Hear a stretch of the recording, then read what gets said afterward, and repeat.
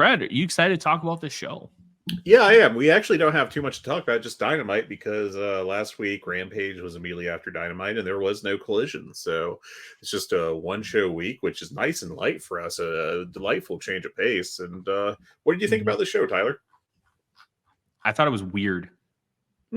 I thought it was great at the beginning. Ospreay and Shibata was awesome. I thought it meandered a little bit during the middle of the show. The tag title tournament just feels cold as ice. And then you had a great final match with Swerve and Konosuke Takeshita, which I thought could have been better, but for a TV main event, you ain't going to complain. And Samoa Joe's promo at the end. I said it in the writer's Slack last night because I watched it on Thursday night after the basketball. Like, just imagine if he got this title run in like 2010. Like, yeah, I know he had one in like 08, 09, but I'm talking like this title run, how good it's been, how he is presenting himself. He feels like the biggest star in the world. If he had a title run where he was presented like this during his physical peak, how great that could have been, because he's been so great here. And it really begs the question, Fred. And I think this is the direction we should take the show. Should Swerve win, or should Samoa Joe keep the belt? Because you could make real arguments on both sides. You could say Samoa Joe should keep it because he's a hot as hell champion. He's performing fantastic. He's getting over, but I don't know financially how big of a draw he is. But it's also very early into the reign. He just got the belt on the 30th of December. So we have a couple, like one TV title match with Wardlow, and then we have one pay-per-view. But that pay-per-view was so loaded. You had the debut of Will Ospreay. So was he really the draw? No, Sting was the draw. Yeah. So it's really hard to understand if he is that fiscally positive as a champion. But is Swerve ready? It's an interesting question. And you know what? I will give all the credit to Joe Lanza, who on the Voice of Wrestling Patreon does the Thursday tier reviews. He brings up the interesting point. Even if he's not ready, you almost have to give him this shot. You do. And you have to give him the run with the belt, because he could easily just get passed up by Will Ospreay. And it feels like the direction is going to be Will Ospreay versus Swerve Strickland at Wembley, which, sign me up. That sounds fantastic.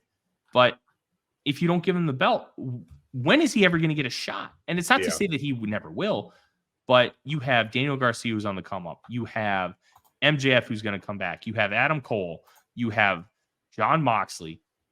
There are so many higher end guys. We haven't even talked about Okada or Omega when he comes back. Hangman Page. If you don't belt up Swerve now, is this going to be an opportunity lost to the ether, similar to how Monty Brown just never came close to getting another shot in TNA? They should have belted him up. They didn't. They lost it. They lost the opportunity, and they never got it back. If you don't do it with Swerve now, will you ever get it back? Will the fans be upset? Because it feels like the fan base wants it. You and I have been clamoring for it for a year, Fred. Yeah. I was calling this guy for a it mega push at the start of 2023. Yeah, same here. We are, like, you could argue we have been leading the Swerve train. We have wanted this for so long because he's over. He's charismatic. He's great in the ring. And his style is so unique from everybody else. Like, how he, like, links his moves together. That, like, jump, like, that jump kick that he does, where he jumps up and it's almost like he hesitates and then kicks you in the side of the head. That might be my favorite move in wrestling. Like, it's a setup move, but it just looks so cool, and it feels like a giant fuck you. Like, it's kind of on the same level as what the Hidden Blade is. It just feels impactful. It feels different. It feels so uniquely him. Yeah. I feel like if you're not going to do it, it'll never happen. But do you really want to take the belt off Joe? And that's where this dilemma comes in. These are booking dilemmas for anybody who has the pencil, so to speak. in charge that you have to figure out, that you have to navigate through. And those decisions can be make or break for like different like times in the history of the company. Like Gato gave Okada the belt in his second singles match back from Excursion. Felt like an absolutely insane move. Well, Fred, it worked out because it started the biggest financial boom period in the history of the company. Yeah. But then you have WCW, who had Goldberg lose to Kevin Nash at Starrcade 98. That ended up being one of the many things that began the downfall of that company. And it's not to say that one thing is responsible for everything that comes after it, but it can start. It can be a domino effect. And I'm not saying that we're going to see just amazing boom period from AEW or the next WCW, but it's not impossible to see this alter the direction of the company for the next couple of years. I agree. It's at worst case, at least I should say the thing that is most going to be affected by it is obviously Swerve Strickland, and I think that he's in a position where he needs to win, I feel like, because I worry that if he loses, it'll be comparable to Tyler Black in Ring of Honor, who was hanging around that world title scene forever. They took too long to actually give him the big win for the belt, and by the time he did, the fans were kind of over it. I think you kind of have to have Swerve get the win over Samoa Joe and take the belt from him. There's nothing wrong with Joe as champ. I don't know that it's particularly really driving business, but it gives him some, a direction up top and makes him feel like a true main eventer. And also, I think, it's not like it's hurting the belt at all. Joe's a hell of a champion to have. He's a great at being world champion. And I think that there's nothing that would stop you from having him in that exact same spot next year. As an example, you could have the belt move around a couple times and have it end up back on Joe. That would be totally fine. But I think that Swerve needs this win here, because if he doesn't, I think that would actually hurt his momentum notably. And I feel like would put him in a position in the company where he, does not. The question is he actually a top guy or not? Because if he's not, then he's going to end up like, with Orange Cassidy when he had that brief window that felt like he could have been pushed as more and Tony didn't. And it felt like that window closed and is not going to open again. Wardlow, when he was super hot, that kind of got fumbled. And now we have Wardlow as secondary heel guy. I don't know what the path forward for him is. And, those are probably the two biggest ones in AEW. You could probably dig up a couple others. But you don't want Swerve to join that list. So I think Swerve has to win this match. I think the fans want him to. And even if it doesn't necessarily mean that, like, he is immediately going to be a major draw for AEW, it gives him, veracity. It gives him the credentials to be a main eventer and keep him in that top scene and maybe allow him to in the future become an even bigger star. So I think this is actually a pretty important decision, and I think there's a pretty obvious option that Tony Khan has to pick, which is a Swerve win. I also think that this needs to be talked about too, Fred. Even though he's not, he feels like an AEW homegrown guy, and kind of let me elaborate. He had a cup of coffee with WWE. He was in Lucha Underground. He's made a couple of trips to Japan. He's been huge in the Northwest, especially building up Defy. And he's been around for a long time. But Swerve feels like an AEW guy in the same way Orange Cassidy feels like an AEW guy. They feel homegrown to a point. And the fans have really latched on because they found their footing. They found themselves as characters. And by doing so, the fan base really will latch on to you.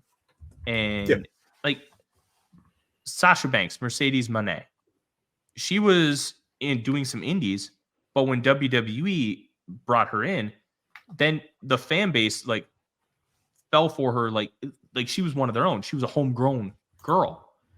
She wasn't, but they had that connection because that's what really matters, and she wasn't like Kevin Owens, Sami Zayn.